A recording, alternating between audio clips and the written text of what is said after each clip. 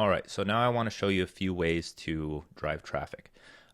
For posts that aren't super long, I wouldn't consider this a super long post, but something where it's just like a copy pasted tweet or something like this, I wouldn't necessarily recommend having a strong call to action at the end, right? That comes with more content, like again, a 3-to-1 value to promotion ratio.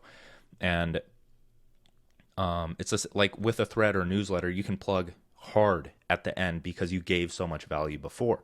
But if it's just a tweet, then it's like, okay, yeah, on Twitter, I can promote once under one tweet because I've already written three other tweets, right? So what I do in this case is every day I either copy, paste just the tweet itself over there, or I expand on one a bit. So just to give more nuance, this is actually a tweet I have scheduled that I copy and pasted for today.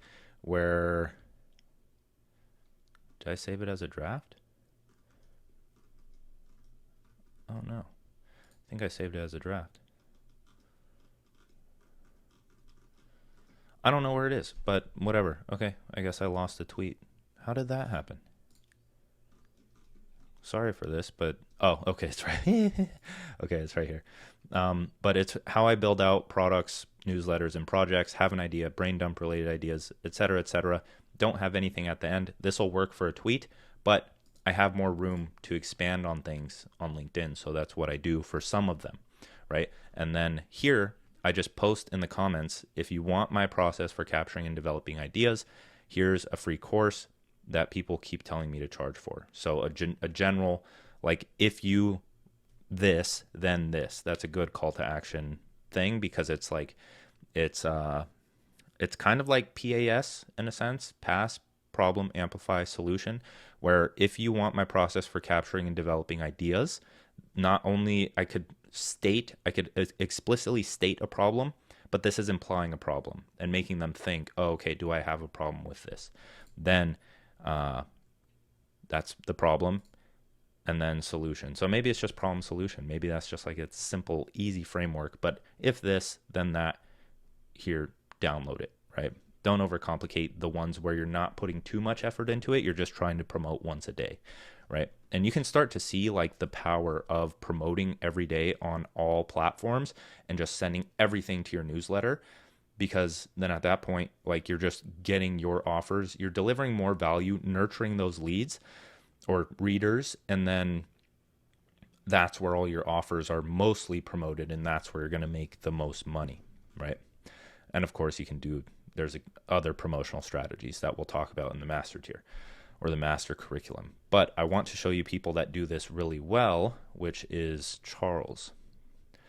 So Charles has been doing this well, where, let's see, he usually does it pretty well on most of his, yeah, he just does a PS, right? So this is like somewhat, it's very like subtle. It's just like PS. He's not telling people go to the link in the comments and downloading this now. But he says, PS, the price of my online community is going up by 25% in 23 days. Join now and keep your lower price for as long as you subscribe. Simple, right? So it's always in the comments, because if you include a link in the actual post, it's the same with Twitter. It will throttle impressions. You're much better, even on Twitter when promoting. If you say promote your newsletter in just a post itself, write the post about the newsletter and then say it's in the description to download or join, right? So this is just one way. Another way that you can do it, you can also say check out the link in the comments for a free resource on this, and you can just get creative with it. But the main thing is to direct people to the comment section. You can do this with products as well. I know Justin Welsh does that very well with his products. Let's see if he does it with everyone. I hate LinkedIn's UI. Oh, he actually includes maybe the LinkedIn things aren't as throttled, or maybe you can post links. I wouldn't either way, but you can. So you can post a link. He wrote a free guide. But again, with all of this, emulate mentors. You have your mentors. Look at what your mentors are doing. Don't take it as law, right? Because they may not be doing it the best way. Like in my case, sometimes I'm just lazy, and like it's like, okay, I'm gonna post a link here and people think it's super high IQ, and it's like, no, dude, I'm just lazy. Like I don't want to post it like that all the time.